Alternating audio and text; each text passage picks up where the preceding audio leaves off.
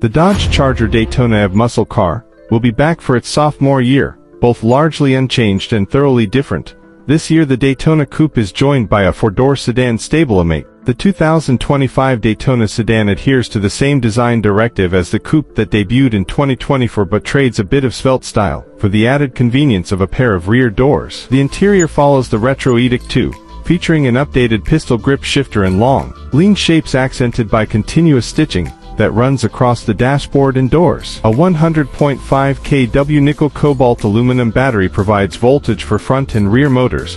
Range estimates run from 260 miles for the Daytona Scat Pack to 319 miles for the RT. A max charge rate of 183 kW is possible when hooked to a 350 kW DC charger, taking the battery from 20 to 80% in a claimed 33 minutes. Doing the same on level 2 chargers will take just under 6 hours, says Dodge. The 2025 Charger Daytona will begin production in early 2025 along with its gasoline-powered 2- and 4-door Charger counterparts. Look for it to hit showrooms later that year. A pair of rear doors. Dodge let the Charger Daytona EV Coupe have the spotlight to itself for its 2024 model year debut, as that model styling directly channeled that of the original first and second generation Chargers. While the 4-door body style may not offer quite as pure of a stylistic interpretation, it's a heck of a lot more practical for many users. It's also worth noting that the arrival of the 2025 Charger Daytona EV sedan coincides with the debut of the 2- and 4-door,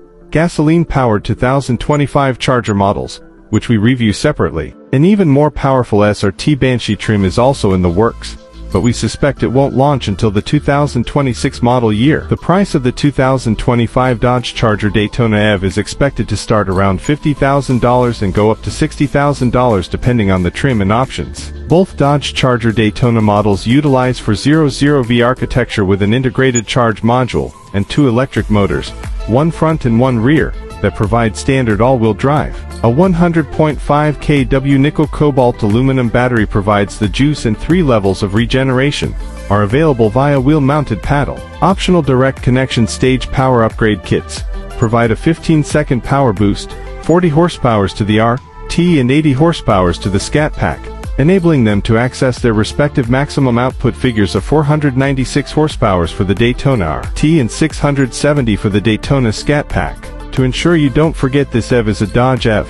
A raucous synthetic exhaust soundtrack announces your arrival, and optional features include a donut mode, a drift mode, line lock, and launch control. Performance pages return, clocking performance metrics with timers, gauges, G-forces, and additional info, storing it for review later. We'll update this section with real-world observations, performance facts, and testing data as soon as we get our hands on the new Charger Daytona.